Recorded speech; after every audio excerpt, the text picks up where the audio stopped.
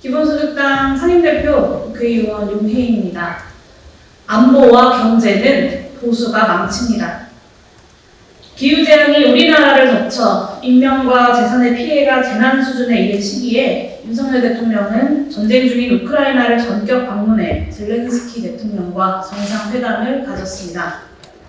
윤 대통령은 군수물자 지원을 확대하고 재정 지원도 늘리겠다면서 젤렌스키 대통령에게 생즉사, 사즉사의 정신으로 한국과 연대해 대러 전쟁에서 승리하자고 했습니다.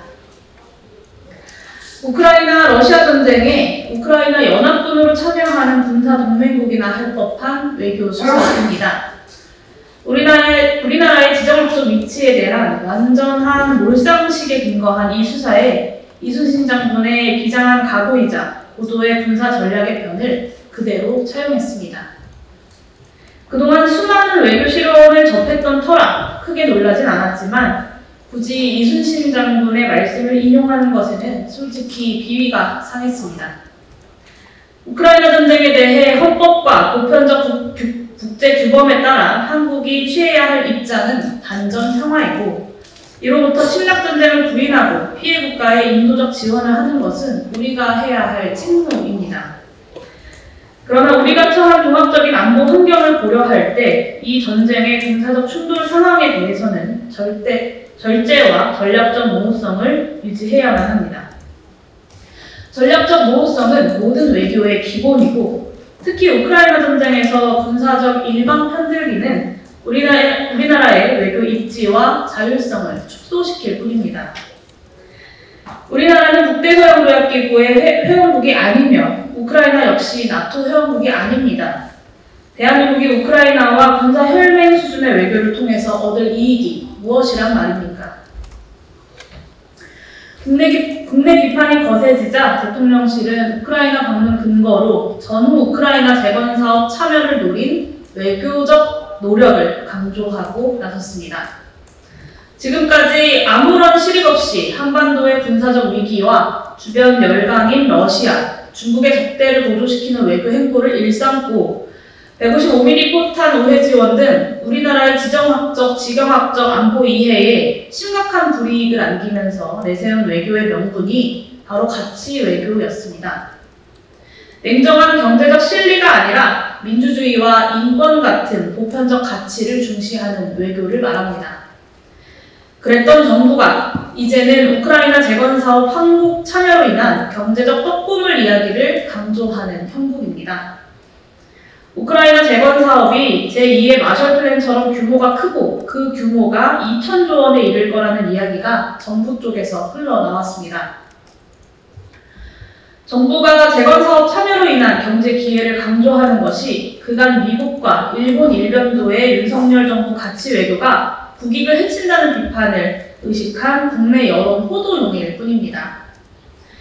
현재 상황에서 한국의 우크라이나 재건 사업 참여로 인한 경제적 실리는 그림의 떡입니다. 우선 우크라이나 전쟁의 장기화가 예상됩니다. 개전 초기에 압도적 군사력을 가진 러시아의 일방적인 승리가 예상됐지만 우크라이나의 결사 항전과 나토의 군사 지원을 통해서 러시아의 초기 계획은 좌절되었습니다. 하지만 우크라이나군의 최근 하계 대공세는 러시아 점령 지역에 대한 이렇다 할 회복 성과를 내지는 못했습니다. 버락 오바마 행정부 시절 미 국무부 정책기획관으로 일했던 정치학자는 현재 전쟁 상황을 어느 쪽도 결정적 군사적 승리를 거둘 수 없다고 진단하면서 나토가 정전협정을 추진해야 된다고 제안했습니다. 이번 나토 정상회담에서 젤렌스키 대통령의 최대 목표였던 우크라이나의 나토 가입이 무산된 것은 우크라이나군의 하계 대공세가 별다른 성과를 내지 못한 것도 크게 작용했습니다. 정전협정의 제안은 나토의 우크라이나에 대한 무기와 재정 지원이 거의 한계에 이르는 상황도 반영하고 있습니다.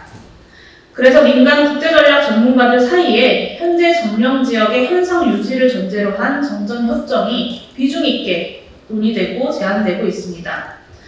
하지만 정전협정에 얼마의 시간이 걸릴지는 물론이고 그것이 가능한지도 현재로서는 예상하기 어렵습니다. 우크라이나 전쟁의 장기화 전망과 별개로 전쟁 이후 우크라이나 내부의 정치적 균형이 어떻게 형성될지도 안개 속입니다.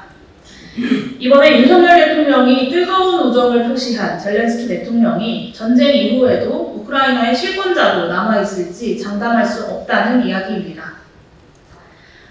이처럼 전쟁이 언제 어떤 방식으로 끝날지, 종전 이후 우크라이나 내부의 정치 질서가 어떻게 재편될지 모든 것이 불투명한 상황에서 재건사업 참여로 인한 한국 기업의 경제 기회라는 것은 전혀 현실성 있는 전략이 될 수가 없는 것입니다. 과거 경험을 반추해도 마찬가지 결론에 이릅니다. 미국의 강력한 요청을 뿌리치지 못하고 미국의 침략전쟁이었던 이라크에 대한민국 군대를 파병했습니다. 전쟁이 끝난 이후 한국 기업이 경제적 이권을 가진 재건사업에 참여한 게 있습니까? 이라크 인프라 재건사업 대부분은 미국과 참전 유럽국 소속 기업들이 가져갔습니다. 아프가니스탄 재건사업 참여 역시 한국의 참여는 의료 서비스 제공 같은 인도적 지원 중심이었지 경제적 실리를 낳은 이권 사업에 참여한 것이 아닙니다.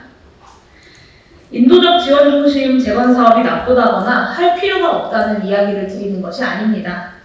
떡줄로는 생각도 안 하는데 김치국물부터 마시는 이 허무맹랑한 재건 사업 경제 실리가 설령 있다고 해도 우크라이나 전쟁에서 우리나라의 전략적 안보 이해를 해치는 방식을 정당화할 수는 없다는 이야기입니다.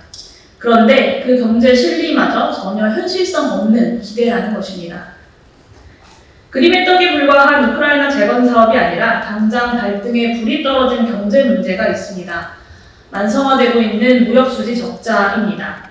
이 적자의 상당 부분은 역시 만성화되고 있는 대중수출의 끝없는 추락에 기인합니다.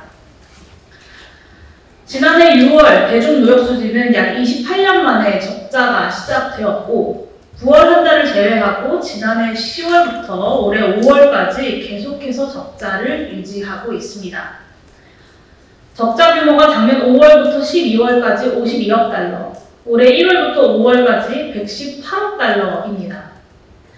전체 무역수지 적자에서 중국이 차지하는 비중은 지난해 12.8%였고 올해는 43.2%로 적자 폭도 크게 확대되고 있습니다.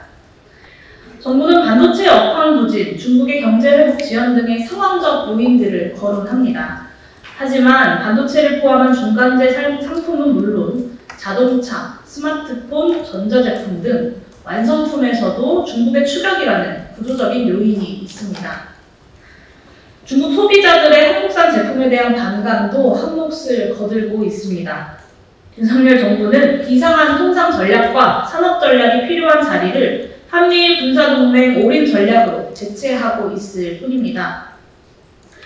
정부가 7월 4일 발표한 하반기 경제정책 방향에서는 수출 하락에서 비롯하는 대중무역수지 적자를 어떻게 극복하겠다는 정책이나 고민이 한 줄도 제출되지 않았습니다.